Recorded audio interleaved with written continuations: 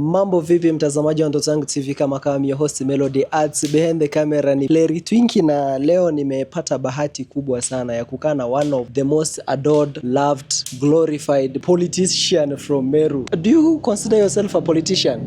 Yes, no. Yes, no. Choose one. I'm now a administrator. Very nice. Kwa faida wa mtu anatutazama kupitia Ndoto Yangu TV kwa mara ya kwanza, ningependa ujitambulishe kwa watazamaji wetu. Jina ni Murega Elias Julius, na mimi ndiyo waziri wa jinsia, michezo, vijana na maendeleo ya jamii. I hope mmesikia. So leo niko na maswali kadhaa kwa sababu unajua una represent vijana na sisi ndio vijana wa hili taifa. So leo tumekuwa na ugeni wa rais wa Jamhuri ya Kenya, William Samoei Ruto, na vitu vingi vimehappen pale. Walikuwa wamekuja kudisburse Nyota Funds, right? One thing ambayo imenishangaza ni kwamba wewe una represent vijana, sawa, na wanasanaa tulionao wa Meru ni vijana, lakini kitu cha ajabu, ile event imefunguliwa na mziki ya Kinigeria. Hivi Meru hatuna wasanii, hatuna nyimbo ambazo zinaweza kumkaribisha rais, ama ni maamuzi tu mmeamua tu hatustahiki kukua pale? Labda hiyo iliweza kunipita kwa sababu sikupata mziki ambao ni wa Kinigeria, but kama ili happen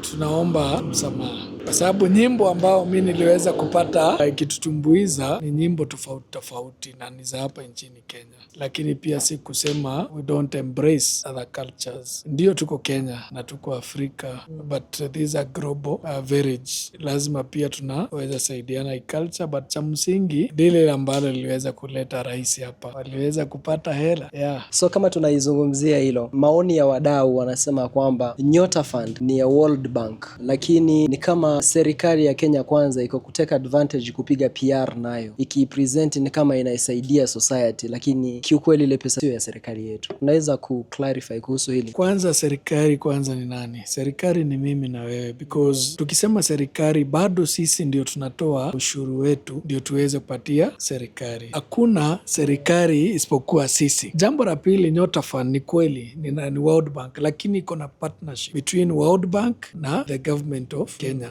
So hii ni ushirikiano ambao wamekuja kwa pamoja ili tuweze kuona jinsi tutakuwa tunasaidia ama kuinua wale vijana. So hatuwezi sema tu ni pesa ya World Bank. World Bank exist kwa sababu ya wale ndio washirika ama wale stakeholders ambao wako within the qualification ama zile labda wamepata. Unajua World Bank hawezi kupatia pesa bure tu, hapana. There are criteria ambao wanatumia ili kuweza kuona ni nchi gani ama ni kina nani wanaweza faidika na zile program tuko nazo. So hii ushirikiano kati ya Kenya na World Bank ndio umewezesha vijana waweze kupata ile pesa ya kuanzisha biashara. Nice. Katika vitu vingine nimeviona online vina resurface sasa hivi ni criteria ambazo zilitumika kwenye kuchagua wanaostahiki kupewa Nyota Fund. Ni kama walitrick watu, kwa sababu mwanzo hawakuwa wanaelezea kwamba wanafund watu ambao hawajaenda university, lakini baadaye ndio ikakuja kujulikana kumbe walikuwa na target watu ambao wako hawajaenda college, hawajapata nafasi ya kwenda college. Kwanza tulifafanue hili, kwa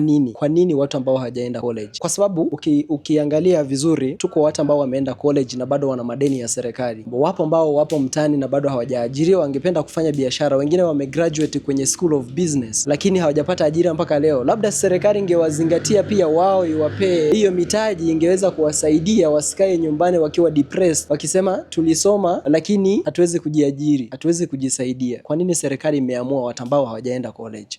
Kitu cha kwanza lazima tueleanwe, kila program ina objective ama kuna madhumuni ambayo inataka kuwezesha. Kitu cha kwanza ukiangalia, na nakupatia kama background information, ukiangalia Women Enterprise Fund ilikuwa ina target wakina mama. Youth Fund bado ina target vijana wa umri chini ya 35 years. Ukiangalia kuna programs zingine zina specific target. Uwezo Fund vijana na wamama na pia wale walemavu. The same way hii pesa ya Nyota, National Youth Opportunity for Talent Advancement, that means kuna target ilikuwa inaangalia, na hii target ndio kwanza ilikuwa the age between 19 to 29 years. Kama ni walemavu ama PWD walikuwa ni kuanzia maybe ilikuwa inaenda paka 35 years. More specific ina reduce kwa hizi other target. Number 1 ni mtu ambaye ama kijana hajafikisha kupata nafasi ya kwenda beyond form 4. Why beyond form 4? Unajua the more opportunity ya kusoma inakupatia broader opportunities. Kama umeenda university, unajua ujaenda university tu for the reason ya kuajiriwa. You can be an employer, you can create opportunities. It's give you that universal thinking, na huyo hauwezi kuwa na opportunity the same na mtu ule hajaipata nafasi ya kuenda beyond form 4.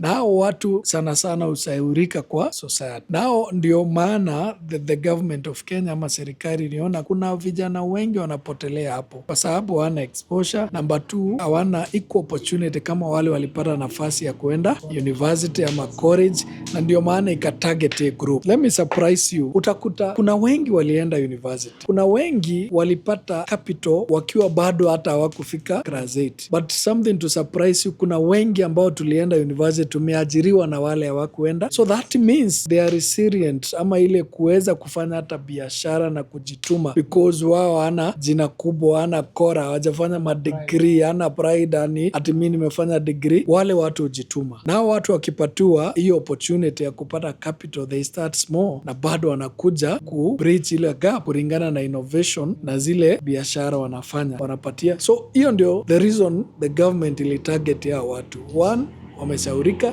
Number 2, pia ni timu ya kujituma, na ile tu wamerack ni opportunities, and that's why the government is giving them that opportunity. Sijui kama haya yatakuwa ni maoni ya pinzani ama ni ya watu wenye wivu ama ni watu wanaona mbali zaidi. Watu wanasema Ruto anaweza kawa anaitumia hiyo kama njia ya kununua kura za hawa vijana ambao wako vulnerable, hawajaenda shule, hawana exposure, so tukiwabembeleza na kitu kidogo lazima watupee kura. Ndio maana atakafanya zile interview baada ya kudistribute. Hayo yote umesema yanaweza kuwa kweli, lakini cha msingi ni mtu amekuja anahitaji msaada fulani, ukimpatia msaada kweli, hiyo ni ongo. Our youth need empowerment. Wao ndio wengi hawajapata nafasi ya tuseme ajira, wana vipaji, wanataka kusaidiwa. The more serikali ko deliberate kufocus na issues za vijana, si kusema naonga au vijana. Ukiangalia Nyota ilikuwa ina target watu, si lazima uwe ni wa chama fulani. Haiko anajua wale wote wamekuja pale, it was selective randomly. Haiko inasema atuwe kwa sababu ni wa UDA, we ni wa chama ya TSP ama ODM, we ndio unapata. Hapana, haikuwa inazingatia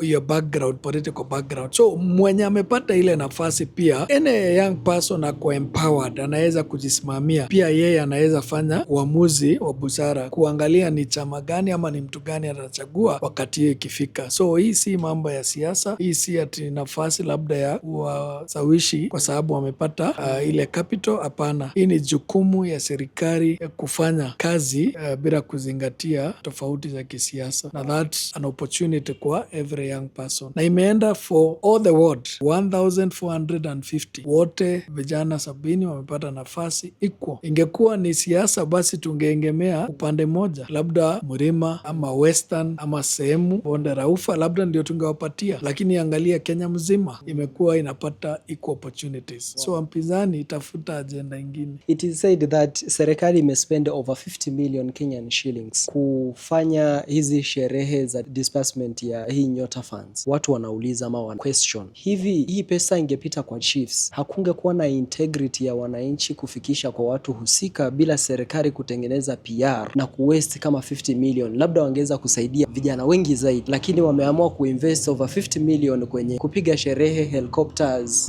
kuja kuongelesha wananchi, kuambia miradi mingine. Kwa nini singefanyika hivyo? Na kwa nini unaona ni kama serikali imechukua miundombinu ya kuja kuongea na watu direct instead ya kufikisha kile walichotaka kukifikisha kwenye jamii yao? Wacha niseme let it remain it is said, kwa sababu hayo unasema sijui 50 million umetoa wapi, takrimu ama ni vyenye unasikia wakisema. It is said over I can even quote some of the media houses which have posted that, kwa sababu si tunaona, wacha tuache kutafuta vitu watu wamesema. Helicopters zimetoka Nairobi, tunajua mafuta ya helicopter inavyokuwa. Watu wamekuja zaidi ya 50, wale watu wana posho kuna magari, wenye wamekuja na magari, kuna wenye walilala huku, kuna ulinzi wa rais. Haiwezi kawa ni bure. Unajua it is a duty of government kuendelea kuambia wananchi na kuengage na wananchi waweze kujua mipangilio gani ambayo wako nayo. Si ati sasa angesema akiwa State House, lazima pia wasikie walichagua rais, anawafikia, anawaelezea ni program gani wako nazo, and this is the duty, kwa sababu si kila siku mikutano inafanywa. Labda mara ya mwisho rais kuweza kutembea Meru sijui ilikuwa lini. So amekuja kuwaleta pamoja so that hata wale ambao wanaongozwa wajue kuna ile tunaita legitimate expectation.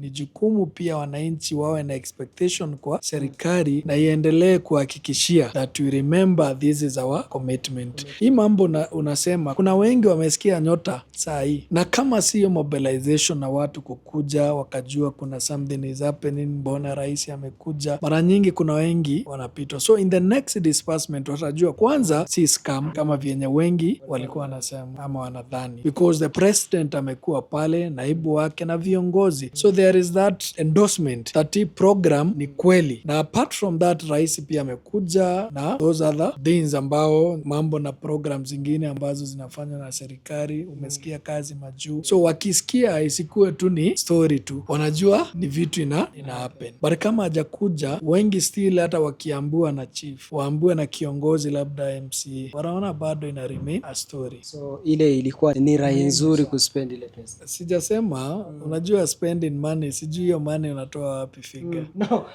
Lakini even if we don't talk about the figures, we can see what has happened. Of course kusema ndege, unajua sometimes people overthink. The president inaokoa vitu mingi sana. Imagine kama alikuja by road, angeanzia safari sanga 4 hours drive to Meru. Good. Anahitajika pahali ingine na Wakenya wengine. True. So it's beats no logic. Hata hao wenye kusema hawatumiangi ndege, these are means of transport.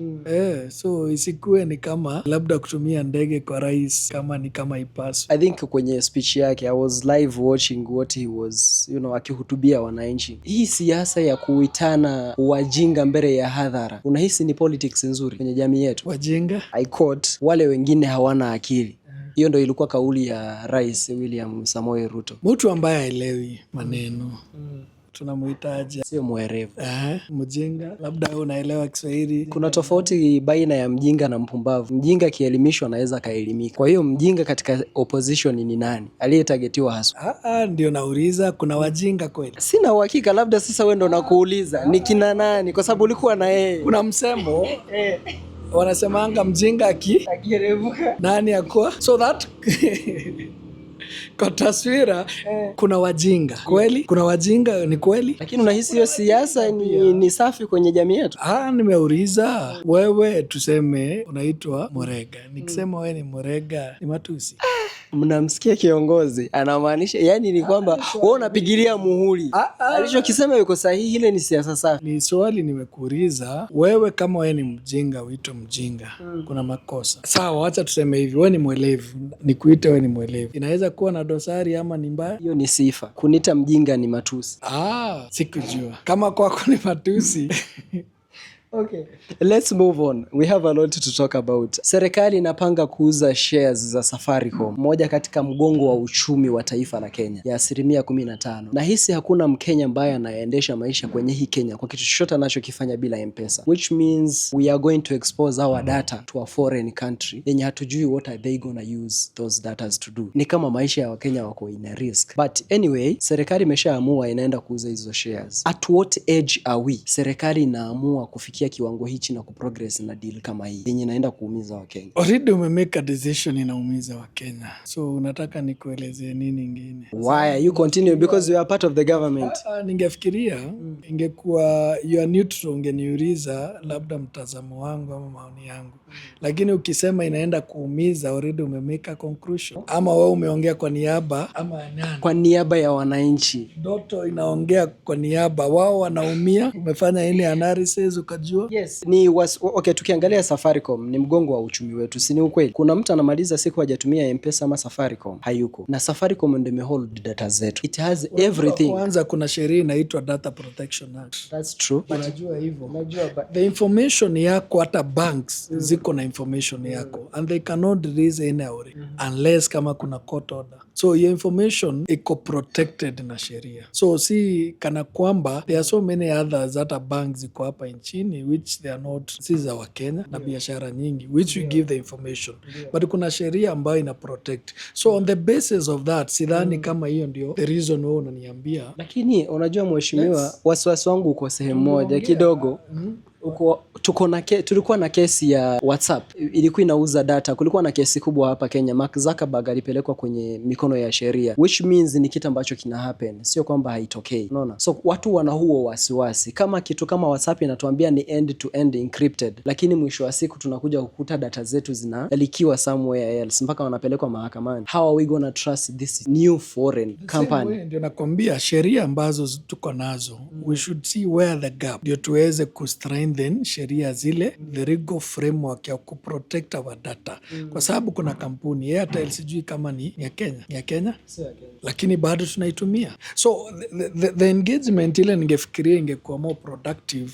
Aswa yes is a good varied ya kufikiria concern of which the government I think iko na measures ya kuprotect our data from misuse. Na unaona when they were about cyber crimes na hizo issues, tulikuwa bado napiga kelele, na serikali iko pale kwa sababu ni jukumu letu kusecure our country and the people within our jurisdiction. But at the same time, the aspect ile tulikuwa labda shares inauzwa Safaricom was an economic reason, na hiyo labda ndio tunaweza fafanua zaidi, of which I mean from where I stand as a person, not as a government. Okay. From siwezi unga mkono. On economic perspective for many reasons. But for now, I would wish to restrain on that kwa sababu sasa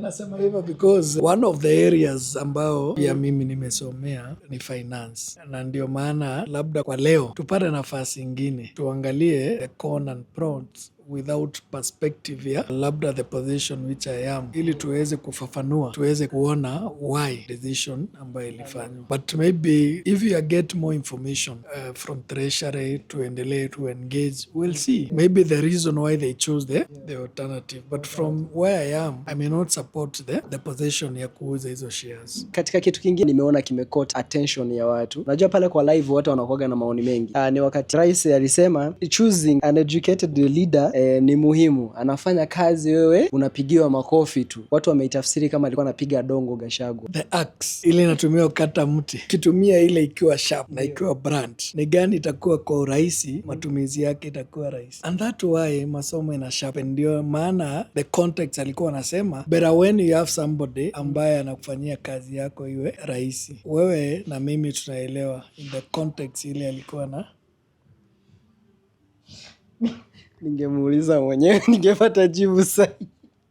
Kwani hangu bado hujaipata? Hujagonga on point. The point is, unahisi watu walichokihisi ilikuwa ni ukweli, lilikuwa ni dongo kwa Gachagua. Kama mafikira yako ndio hiyo, basi iwe hivyo. Sio mafikira yangu, nakwambia nilichokiona kwenye ile live streams chat. Ungepatiwa nafasi ya kuwa rais leo, upatiwe mtu ambaye ni msomi, anaweza kusaidia zaidi, na mwenye sitaki kusema hiyo jina ulisema, unachagua nani? Unamaanisha Gachagua hajasoma? Ye mwenyewe fuatilia, mwenyewe alikuwa anasema nini akiwa naibu wa rais kuhusu the internal security by then cabinet CS. Alisema nini? Enda kwa go to the archive. Ye mwenyewe alikuwa na, in fact the president quoted what by then president alisema. Huyu ni professor, amesoma vitabu na akamsifu sana. Kwani hizo sifa zimebadilika kwa sababu ni rais amesema? Tuongelee 10 point agenda. Mbona umenyamaza? Ilikuwa tofauti. Unajua ipo, yeye mwenyewe ndiye alisifu by then waziri wa usalama wa ndani, akasema hai ningetaka msomi, na hata yakasifu rais kwa kumpata chapakazi msomi profesa. Vile vile ndio rais alikuwa anasema ni yeye alikuwa na msomi, na hata mimi ningepata rais, ningepata nafasi, ningetafuta, because there's not insecure. Viongozi wengi tunapatiwa nafasi ya insecure. The same way watu hata Koboma, sijui kama umeoa kuna wengi hata wako insecure na bibi zao nyumbani. If they are doing well, una feel insecure. The president is not insecure because of the deputy president. Hata kama yeye ni daktari na huyu ni professor, wanafanya kazi. Asante kwa majibu sahihi. Tuongelee 10 point agenda which is alongside NADCO. I think the other day president alihost viongozi kadhaa State House. Kwa msimamo wako na cheo chako ulichonacho serikalini, unahisi kama wataweza kuachieve hizi intentions za kurestore national institution integrity. Yes. How? Why? One, there is no country that grows without institutions. The most important thing ni to make these institutions ziweze kufanya kazi independently. That's the first thing. The second is to support these institutions. Within the NADCO, nafikiria ndio 10 point ambazo unasema, which was some of the opposition discussion between opposition and the government. Ndio waliweza kusema among the point is to strengthen the institution. And that is happening. Ndio maana utaona nafasi wamepatiwa. Juzi hii commission ya elections IEBC iliweza kupatiwa nafasi na imefanya all the uchaguzi in different directions ambayo zilikuwa. That one way, which ilikuwa pia one of the challenges zilikuwa hapo before, because there were no appointment done for IEBC board, but now we have it. That shows the commitment of the government kufanya nini? Kazi na kuheshimu institution na kuzifanya functional. So a call maybe on our side tuendelee kusupport. Let's support judiciary waweze kupata budget ile inafaa. Let's continue supporting the IEBC so that at least wana enough budget ya kufanya their functions without any interference, na any other commission ambayo pia inafanya kazi. Na ukiangalia kama Auditor General, an independent office, every time inafanya report, which some of these report hazifurahishi serikali, but they are doing their job. They expose where the resources zimekuwa misused, haifichwi, Which some of them are never found. but now pahali inaistahili kama institution kama parliament ndio inaistahili pia kuwa more active, because some of these report bado they need some further approval na kuangaliwa wa recommend. So kama hizo institution kama bunge lazima pia icheze mchezo yao ama kazi yao waifanye kwa uaminifu kulingana na sheria, because the legislative authority is vested kwao wabunge. Sasa kama executive imefanya kuna vitu labda haziendi salama, then the oversight wanaistahili kufanya. So hiyo si jukumu ya where we are, so the independence pia wao waiprotect. That's amazing. I think turudi kwenye mkoa wetu wa Meru sasa. Nimeona leo gavana wetu Mutuma amepewa nafasi ya kuzungumza mbele ya wananchi na ameguzia kitu ambacho tulikiona kwenye utawala wa Kiraitu Murungi. Kama nina kumbukumbu vizuri, nahisi mtu wa kwanza alikuja na kusaidia vijana kwenye kuwaleta pamoja alikuwa ni gavana wa kwanza Munya kama sijakosea. Alikuja na first cup, right? Akakuja gavana Kiraitu Murungi, by the way the first Harvard graduate we have in Mount Kenya region. Akakuja na MYS which is Meru Youth Services, na akakuja na Mount Marathon, and then akaondoka akakuja mama ambaye ni Kawera Mwangaza. Kidogo ni kama aliondolewa wakati hajaanza kuimplement vitu vyake, unaona, kama kiongozi Mutuma alikabia katikati pale akakuja akamchukua, na nimeona ametaja malengo makubwa ya kurevive ule mradi wa gavana Kiraitu Murungi. Hii inaenda kusaidiaje vijana? Inaendaje kusaidia jamii ya Meru? Kwa sababu we ni youth leader, labda unaweza kutuelezea kwa kina zaidi. Kwanza, miradi ni ya serikali, si ya watu binafsi, kwa sababu inatumia rasilimali ya serikali, ni ushuru wa serikali. So hata kama miradi inaanzishwa na kiongozi fulani, miradi ni ya wananchi. Kitu cha kwanza labda ni kupaint a picture. Governor Cup ni Mheshimiwa Peter Munya aliweza kufanya ya kwanza, and we give credit where it is due, but after 9 years hata yalifanya mara moja, hajaifanya tena. Gavana Kiraitu alifika, alijaribu, haikufua dafu. Mheshimiwa Kawera Mwangaza hata hakudhania, hata hakufikiria kufanya chochote. Mheshimiwa Isaac Mutuma Ntwaithingi amefanya, na amefanya kwa tofauti sana, kwa sababu Governor Cup ya kwanza iliweza kufanywa on men. Mutuma ameifanya both men and women, na akafanya ile equality ikakuwa pale. Number 2, katika ile price ya huyo hao walikuwa chini, lakini saa hii imeweza kupanda juu, na tukaweza kuleta ile msisimuko wa mpira na talanta tofauti na mambo tofauti wa kadha ameweza kufanya. Lakini kwa saa hii labda tutaweza kuendelea paint the picture why this one is better. Number 2, tukakuja kwa mountain run. Tuna mpangilio inaendelea, lakini iliweza kuletwa na second governor ambaye ni Kiraitu. The third akakuja ikakufa, but this time tukairudisha kwa calendar, mpango inaendelea. Then tukuja na MYS. MYS was a program ya second governor Kiraitu, na hata hiyo wakati pia nilikuwa bunge. We are among the MCAs wale waliweza kufanya na wengine the act ama ile statute ya MYS Act, na wakati alikuja, tunaweza sema the credit inaanza na yeye, kwa sababu yeye alileta the whole picture ya nini alikuwa anataka. Gavana aliyekuja baadaye mwaka ya kwanza baada hapo labda kuendeleza ile maono ya the previous, but the act gives a life forever ya certain project. The only thing ni resources, kama mtu ako deliberate, and that what the governor Isaac amefanya is more deliberate. Kama umeisikia leo amesema kuna budget ya pesa ngapi? It is 60 million.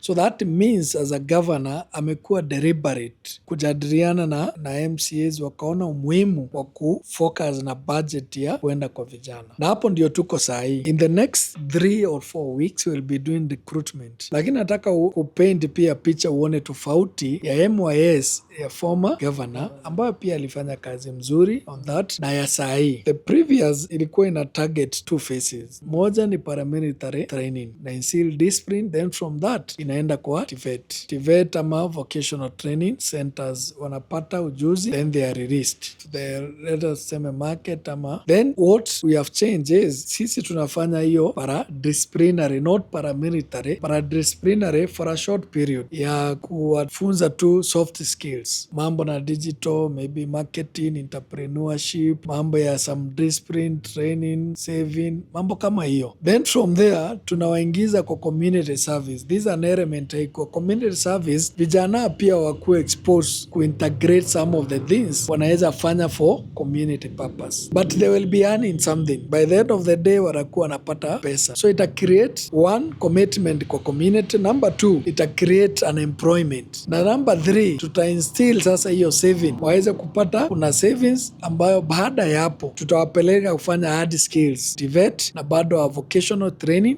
centers, wapate skills whether it is plumbing, maneno kama ni welding, kama ni dairy farming na any other skill with partnership. Then from there utakuwa na the last phase graduation. Sasa tuweze connect either na different job opportunities, wale tutaweza tuwapatia capital kidogo na waiver baadaye. Kama hii waiver umesikia leo ya Nyota, hata sisi tutakuwa na program ya kupata waiver kwa biashara. So that's already 4 phases but progressively kulingana na allocation na other partners ambao watakuja in. Leo tulikuwa asubuhi na board ya MYS na PS wa youth, na pia tuna CEO National Employment Authority, tunaongea na pia engaging NITA, tuna engage na PS Njogu po kazi majuu. All these program tunataka kuintegrate in MYS so that wale hatutaweza wote kuingia pale, kuna opportunity tunaweza warink naye msea, that is medium small and micro enterprise, tuone pia wanaweza fanya vikundi aje wanaweza saidika. So kuna mambo mengi tumepanga, but the first thing first tunafanya recruitment. Kienda kwa post zetu za MYS already we have posted what you are expecting. The target group ndio usiseme vyenye ulisema kwa maneno ya Nyota hawakuambiwa. One, tuna target between 18 to 35. So the target is youth, but an adult youth from a disadvantaged family, ndio tuweze kupatia nafasi pia wale wajiwezi. And number 3 tutaangalia pia wale tunaita street families because we need rehabilitation kwao, so hata wao tutakuwa tuna target. And finally another concept tumeintroduce which we are discussing, tunataka kufanya balloting. Si ati kama unanijua waziri, kama unajua MCA ndiye anakuleta kwa MIS, hapana. You apply then tunakuja kwa different scheduled place, wacha tufanyie balloting hapo. Kama ni nafasi ya 20 tunapatia every ward, wale 20 tunawachukua pale randomly, hakuna kutafuta ati kufavor mtu fulani, so that we be open, transparent and give opportunity wale wana deserve without knowing anybody. No favor this time. Hapana. Wow. So usikuje kwangu kama waziri ama ukimbie, wale tutakuwa observers. MCA office, chief office na labda office department ya youth wakuwe pale just as an observer. Sijasikia mambo ya artist hapa wanafall kwa kategori gani? Unajua artist iko under another department. Ni department education and culture. So ingekuwa vyema labda waziri wa culture anaweza kuwa na more detail maybe the programs ambazo ziko, but we work as as corrective responsibility. So hata sisi na umeona governor mwenyewe amekuwa na nafasi ya kukutana nao and they're engaging on what they can do. And najua governor kuna mipango mingi anapanga, kwa sababu kuna mpango najua wa cultural week ambao wanapanga wale watahusisha wasanii tofauti as you embrace the Meru culture, na itakuwa pale Murera National Park, but more detail maybe at the department level wanapanga. I think nimeuliza hivyo kwa sababu tunakumbuka kwenye ile ya Kiraitu, Mheshimiwa Kiraitu Murungi, tuliona wasanii pia walikuwa mbele kwenye kuitangaza. That's why nimekuuliza direct. Sijasikia wasanii wakihusika big time ama kwa njia yoyote. Pia inanileta kwenye hili swali, the other day kwenye mitandao ya kijamii niliona watu wakilalamika wakisema Mheshimiwa Mutuma anaita watu especially wasanii wanakanjwa 5,500 alafu wanarudi nyumbani. So wasanii hawasaidiki, sanaa ya Meru haiko kusaidia wasanii, ni kama wasanii wanatumika vibaya. Unajua, na hiyo ndio nitauliza vijana watoke from the complaining mood to organized way ya wao wenyewe wanataka nini, because wamekuja labda tuna event, wamepatiwa nafasi on an agreed terms, kumekuwa na sherehe tofauti, na nasema sai kuingilia labda kazi ya mwingine, lakini ko pale labda pia kuzungumzia maneno, kwa sababu mimi niko katika serikali. Wamekuja tuseme Mashujaa Day ama sherehe fulani, they already have an agreement ambao baada ya hii labda we get this. The same kuna wale wako MC wanafanya kazi ya MC, kuna wale wana provide systems wanakuja pale, so wao wanafanya ni kama kazi kama ile nyingine, unaona. Na pia wale wasanii umekuja labda umekuja mkutano, it's not a payment, au jaribu kukuja muongee maneno ile mnaweza saidiana na governor, so akiamua labda asaidia facilitate gharama, so unasema wewe umepatiwa 5,000, ulikuwa unakuja kwa mkutano ulipwe. Hata baraza watu huitwa mkutano ili kujadili masuala ya maendeleo ambayo wangetaka tuweze serikali kusaidiana naye. Swali ile ningefikiria wangekuwa akiuliza, sisi tuleta proposal kama hii kwa serikali, tungetaka tufanyiwe hivi kwa ushirikiano ya nyinyi, na labda ikakataa kufanywa, hapo ndio unaweza fanya nini? Na I challenge hata artists hii tunavyoongea, kuna ile tunaita public participation. Next week I think county physical and strategy paper inatengenezwa, pahali the starting point ya maneno kuweko kwa budget. Nataka kuchallenge ni wangapi wao uhudhuria hivi vikao. Most of the time utakuta ni watu wawili ama hata hakuna. So when decisions pahali zinaanzia kutengenezwa, you are not there, nani atakukujia nyumbani? Changamoto anza katika hii published schedule, enda mikutano pale, sema wasanii tungetaka kufanyiwa hivi na serikali, then you follow up, hata kama ni paka kwa assembly, to ensure budget iko pale ya nyinyi, because there is nothing for you without you. Lazima pia tuwajibike, ufanye part yako na serikali iweze kufanya part yake, ili tuweze kuput accountable, tuputiwe into task. Sisi tulikuja public participation, we raised this, we did the memorandum, tukasema si tunataka kufanyiwa hivi, mbona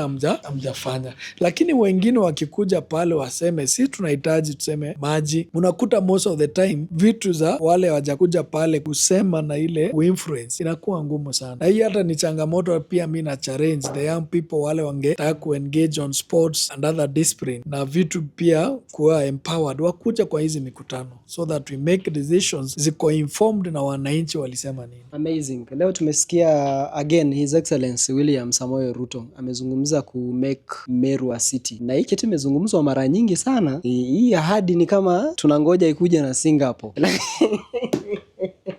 So first of all, mwananchi wa kawaida anaweza akawa anatutizama kutokea nyumbani, akawa anaiona tu Meru ni mji wetu, mji mzuri una kila kitu. What is gonna change anyway hata ikikuwa city? Tumpe elimu kidogo tu kama kiongozi wake ambaye unampenda na unamjali. Tuko kwa TV gani? Ndoto Yangu TV. Ndoto ni kumaanisha nini? Malengo yetu ya baadaye. Ya baadaye ni kweli, kila mtu ana azimio ya kufika mahali fulani. Pia sisi tuna ndoto ya kuwa Meru itakuwa city, the same way tuna wale wanafikiria labda Singapore itaweza kufika siku moja. Ndoto ni ndoto tu, ni azimio. Kila mtu ana ndoto, hata mimi hapa nina ndoto, labda kwa siku zijazo nitakuwa nani? Rais wa Jamhuri ya Muungano wa Kenya.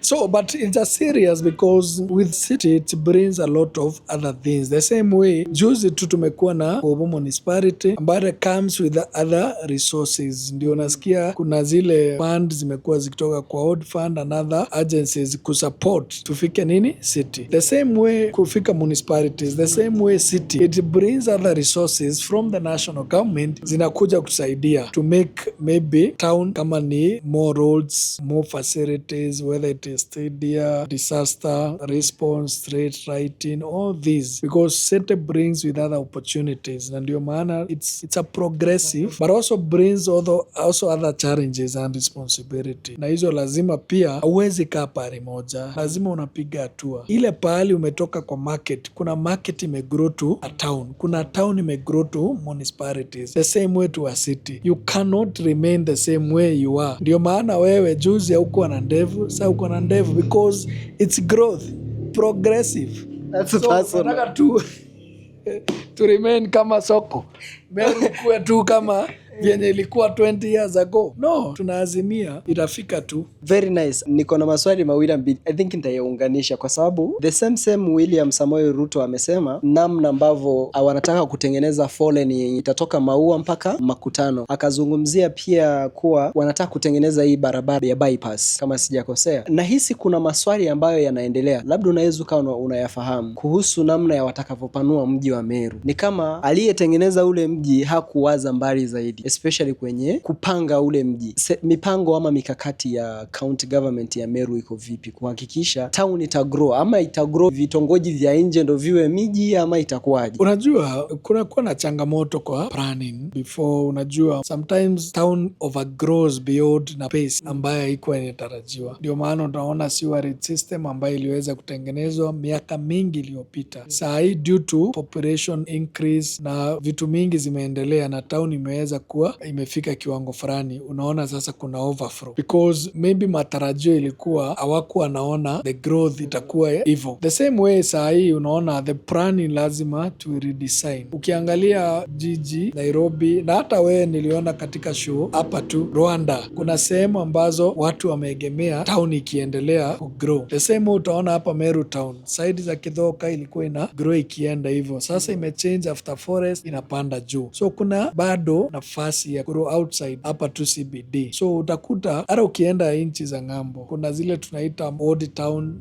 na modern town. Kama Israel utakuta Tel Aviv is a modern town na kuna zile old cities ambazo ni tofauti. The same way Meru kuna sehemu itaendelea nini kugrow. Unaweza kuta Timau ama sehemu ya huku juu ndio town imekuwa inaendelea kuexpand. So tusiangalie hapa Makutano ama CBD pale town tu. That why kuna dual carriage, that why bypass connectivity tunaendelea ku-engage ili tuone Kura, Kera na Kenya Roads Boards, Kena wanaendelea ku-ensure all this connectivity ya bypass ndio tuweze ku-reduce traffic hapa within the CBD. But kutakuwa na uchungu because kuna areas pia kutakuwa na demolition. Kuna areas pia itakuwa regulated because even development need to be regulated. Ndio maana tujue which are area that can be industrial, which are areas zinaweza kuwa residential, which are areas sasa kama hiyo west umeona sasa imepelekwa in another area from the town. So these are among the engagement. Ndio maana kuna committee, waziri wa lands and physical planning, they are doing something to ensure all this is set in place. Sasa we are moving from urban integrated development plan to other plans. Zile tumekuwa na special plans na other plans. Sasa plans ile iko ni ya kuensure Meru is a city. Na rais mwenyewe Soko Kithoka, kama kuna changamoto mnaifanya runda ya Meru. Nasikia siku hizi kununua shamba Kithoka ni kama kununua binadamu. Unajua soko ya mashamba, you see land is one of the economic factors of production. Na land ni one of the vitu zile zina keep appreciating, not si kama gari and any other easy asset zingine. And any time kuna demand imekuwa juu, unajua land doesn't expand, ina remain the same. So that means kutakuwa na nini? Prices zitaweza kushoot. And that what has been there. Demand kwa land in that area imekuwa ikifanya nini? So the more watu wana ask na wanataka kudevelop area, the more. But if kama unaanza kufukuza maskini huko hiyo ni wewe unasema Wallahi, fanya research yako. Nasikia mpaka siku hizi ukiwa na nyumba ya kawaida unaambiwa bana, we chukua hii, ondoka bana. Hawezi forsiwa because you are tributed mwenyewe kwa kupenda kwako ndio utauza. Unajua huwezi kuwa forced unless ile tunaita compulsory acquisition, but that comes by the government. Ile inataka kufanya a deliberate project for the interest ya wananchi, lakini hii ya kawaida wewe na mimi hatuwezi lazimisha, lakini labda ukipigwa pesa ambayo pia inaweza kusaidia pahali ingine, hata wewe mbona ukuamiria hapo na labda hausaidiki, make a sale, develop another place. It's as simple as that.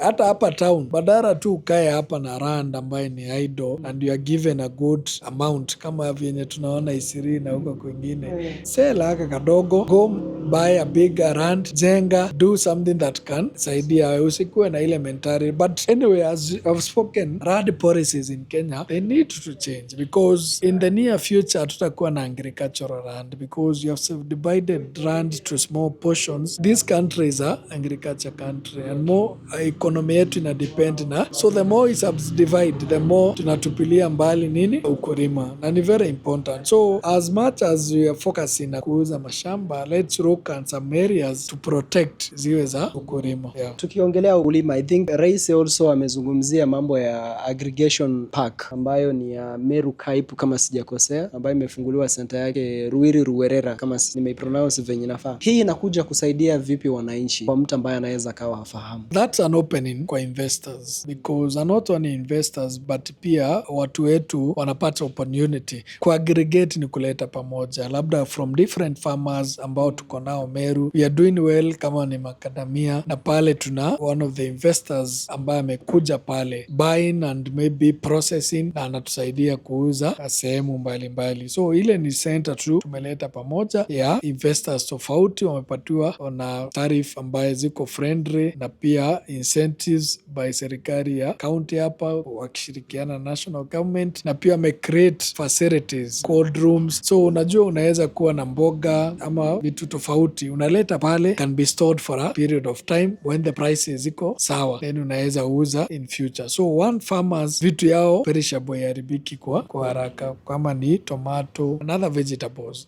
unaweza eka pale, ule investor anaweza saidia ku add value ama kuiprocess katika ile value, different value chain na different variation inafanya kwa hizi product, ina create opportunities za kazi. So watu wanapata kazi ama ajira, at the same time pia kunakuwa na opportunity ya different investors, na pia wakulima wanapata nafasi ya kuuza vitu zao bila pressure. So it's a good opportunity as long as tutaiendeleza na tuimarket zaidi, wa Meru ama watu wa hapa waweze kujua, na pia neighboring counties waweze kuona tunaweza partner aje ili tuweze kusaidia kuifanikisha. Ukiongelea Kaipu, kabla hatujatoka hapo, Meru County katika vitu ambavyo vina lead kwenye kuproduce ni vitu aina 6 kama sijakosea, ikiwemo miraa. Some people believe ni some cartels ndo walifanya wa kahawa, to be specific, watu wa Central, baada ya kuona ni kama miraa imekuwa tishio kwa kahawa, ndio ilienda ikawekwa kwa drugs. Pia the other day wanasema Mheshimiwa Kithure Kindiki alikuja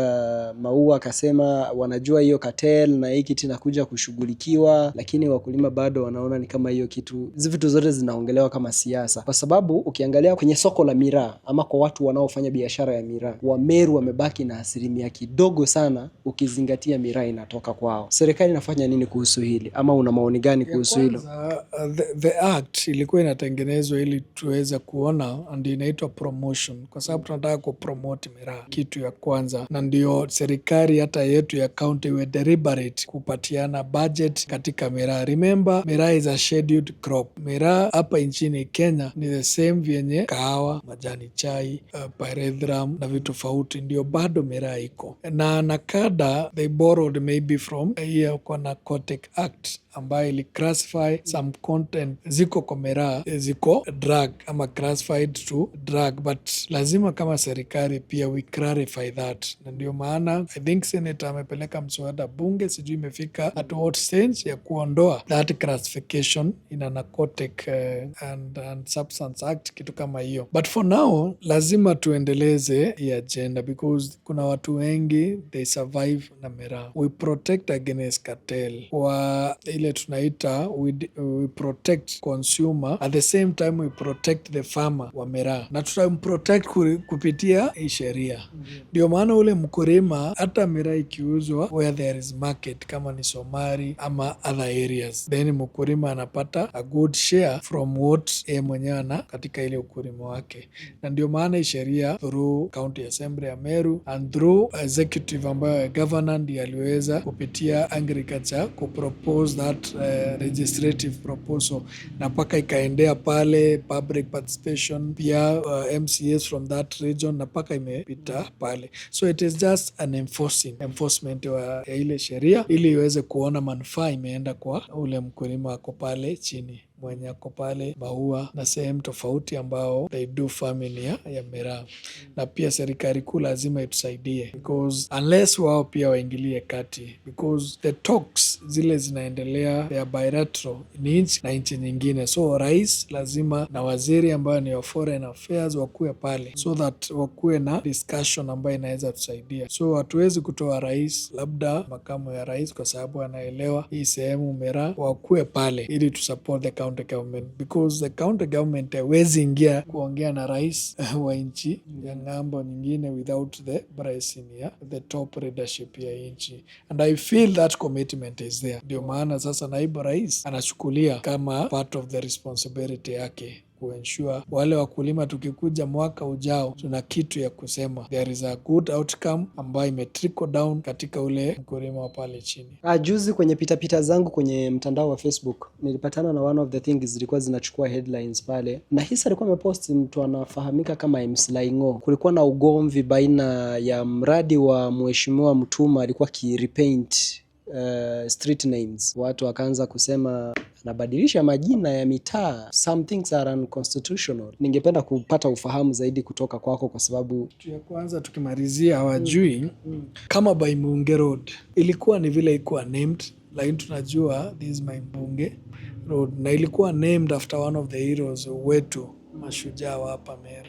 And one of the reasons ukiangalia kwa act ya heroes ambayo ni act ya hapa county, ilikuwa naming was part of the ile kuonyesha tunawatambua. So Baimunge, Mwariama ni roads zilinemiwa baada. Unajua umezoea labda ile ni Tuskys Road ama umezoea hii ni jina fulani, lakini tulipatiana identity ili tuweze kutambua watu wetu. Ndio ukienda Nairobi kuna Raila, kama hii stadium ya juzi. Wataendelea na ile kitu ya kuita Raila, sio Talanta 10. Ni Talanta. Shapitishwa. Okay. So kwa kufunga, sasa hivi wewe ni CEC wa Youth Sports, 2027 inakuja elections. Tutegemea uta step down from your position, uvai kwa kiti, because you've been in the leadership before. Tusubiri kama utarudi kwa siasa 2027. Tukutane hapa tuwagange ajayo. Thank you so much for swali ya mwisho kabla sijatoka. Unajua ni ndoto yangu TV. Kabla hujakuwa huyu ulie Elias Murega, ulikuwa na ndoto ya kuwa nani? MP. Ukiwa primary ulikuwa unawaza kuwa MP? Nataka kujua ile ndoto ukiwa primary ulikuwa unawazaga kuwa nani? Kuwa priest. Priest anaitwa nani? Priest. Father. I was in seminary. Mimi nilikuwa seminarian. I hope watoto wako wakiona hii watakusamehe. Anyway, thank you so much for watching Ndoto Yangu TV. I hope you have learned a lot from this interview. Till next time, this was your lovely presenter Melody. Behind the camera ni Play Twinkie. Yajayo yanafurahisha.